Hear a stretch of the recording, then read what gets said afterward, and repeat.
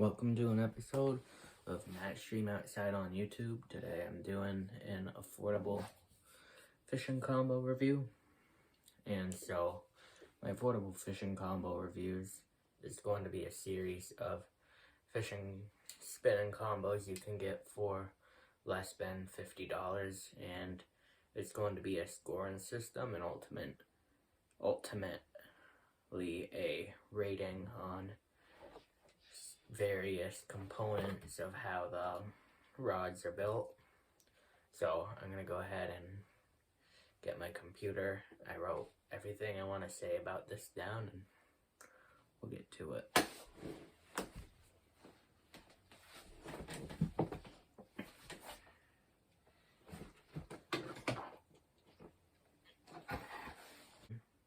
But to go over my scoring system, the best score you can get is a 6 out of 6. Technically, the way it's built, you can get a 7 out of 6. But in general, 6 out of 6 or higher.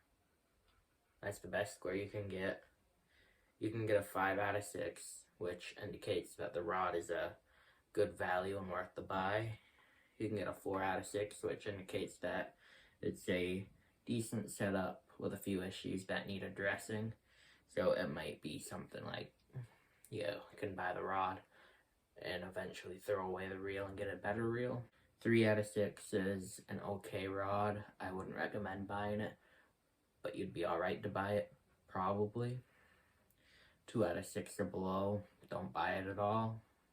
There is 6 categories, hence why there's a possible score out of 6. The categories are the reel seats, the balance of the rod, the guides, the wraps, the rod blank, and the reel. And here's some examples of some scoring losses. So ultimately, the rod will get the point unless there's an issue. If there's an issue with a particular category, then it loses the point. So issues with the reel, if the reel is bad, loses 1 point. If the balance is a little strange, it loses half a point. If the reel seat likes to come loose a lot, it loses 1 point. Guide or wrap issues, 1 point for each one. Rod blank, -1. Now here's the catch. There's possible bonus points, because not all rods have nice grips and not all rods have hook keepers. So you add half a point for a nice grip and an additional half a point for a hook keeper. So with that out of the way, let's get into the actual review. Before I get started, this is the Shimano FX. The rod blank is used with an Aeroglass formula.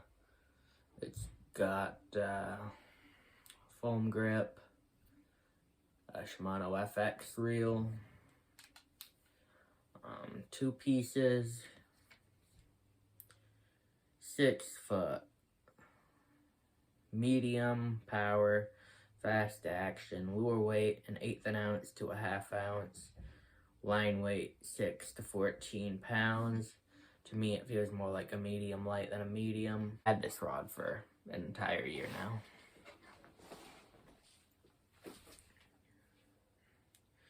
So the reel seat, the reel seat is comfortable. It's what you're gonna get for a rod of this price. Nothing special, nothing bad, nothing above or below. It's just what you're gonna get. What most rods come with, foam, those plastic with the little metal over it. Nothing fancy, nothing terrible. The non-split grip below the reel seat makes it comfortable to hold for basically hours if you're fishing for hours. Let me just piece this together for a minute.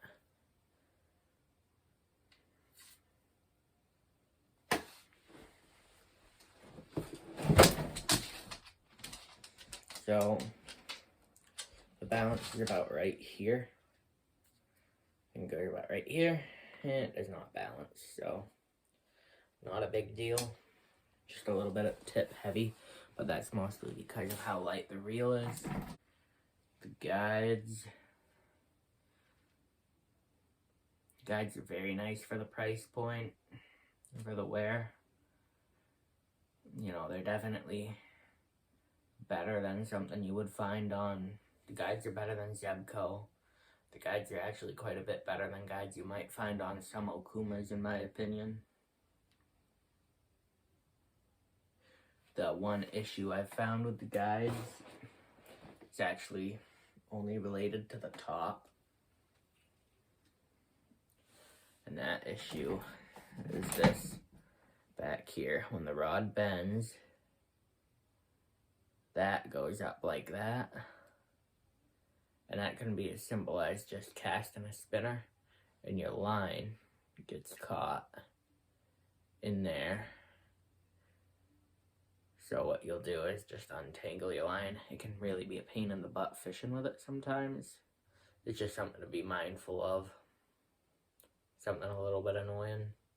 Maybe it can be fixed with epoxy. I might try that because I do love this rod a lot. It's one of my favorite rods. I have more expensive rods, but that's my favorite to use. Oh, the wraps. The wraps are really good, matte black. The epoxy's actually really nice on there too. The rod blank has a really durable paint job, and actually the rod blank is an extremely sensitive rod blank. I love using it for inline spinners for trout. I'll pop a picture of a trout I caught with that rod up in a minute.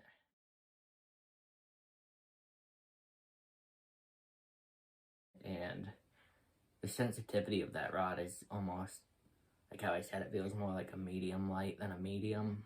It's got really great sensitivity, so you can use light lures with it. The sensitivity of it is awesome. The reel, one of the best reels on a combo. Let's show that.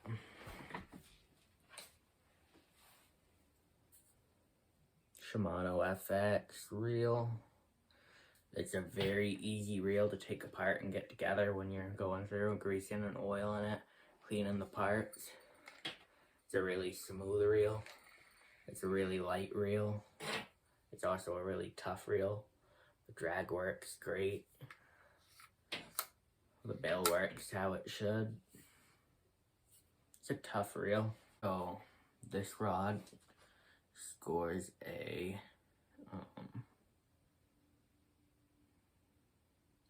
5.5 out of 6. So it loses a point for the issue with the rod tip that I showed. That's where the point loss comes in. Everything else is great in the rod. It gains a half point for the non-split straight foam grip, because that makes it really comfortable to hold all day. I'm not taking a point away for the balance, because that has more to do with the reel, which is why if a rod's balance has issues, it only loses half a point in the first place. So what does that mean? You know, what does this 5.5 out of 6-star review mean? Like I think I already mentioned, it means that this is a good value combo worth to buy for $30. And if you're in the market for an entry-level spinning rod, maybe you do trout fishing, maybe you do bass fishing. If you're doing any kind of all-around fishing, this is the rod for you, no doubt. And let's hop on something for a minute. I like to look at reviews online, so I'm gonna hop over to walmart.com. I already have the link up, just waiting for it to load.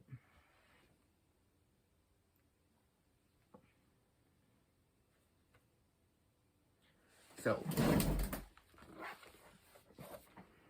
has a 4.2 out of 5-star review.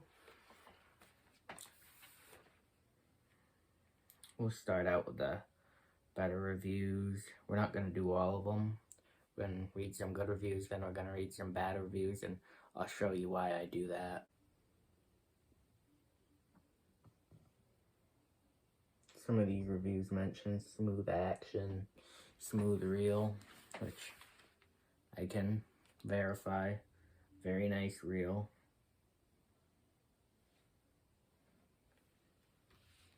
Couple others mentioning things about the reel and rod.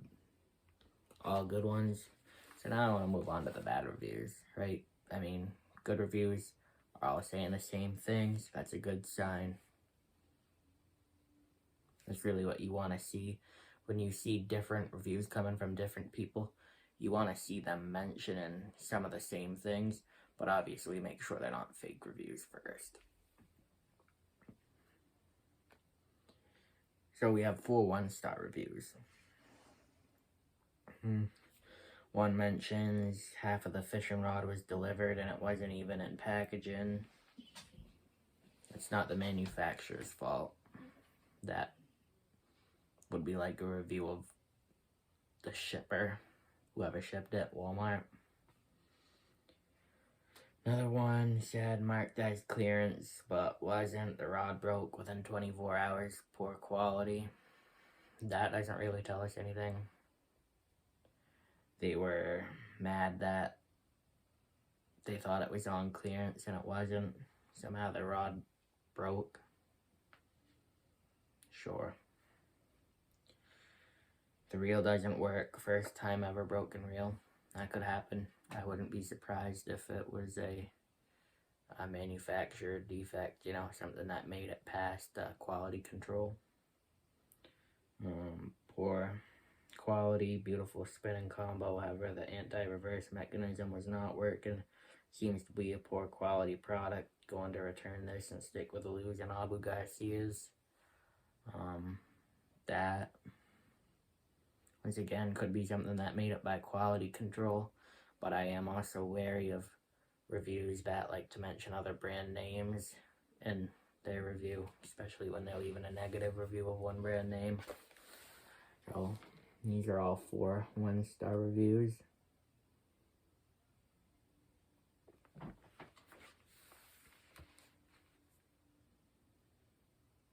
Here's some 2-star reviews. 1 2-star review. 2 stars says nothing, literally. Awesome rod for not a long time. Reel stopped closing in after a month. Tried lubing the reel, did not resolve the issue. Best rod and reel I owned, though. It was fun to use and the fight was fun. Decided to get something else as I don't trust the reel will last long. So it does sound like there could be some quality control issues with the reels. Hopefully it was just only a few reels. Maybe it was some damage that occurred during shipping. Hard to tell. There's a lot of good reviews mentioning how good the reel is. I found myself the reel is great.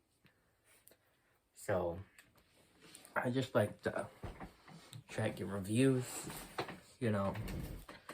So when I looked at the bad reviews, it was mostly different stuff except for a few mentioning the reel. There weren't that many mentioning the reel, so it's not really any cause for alarm.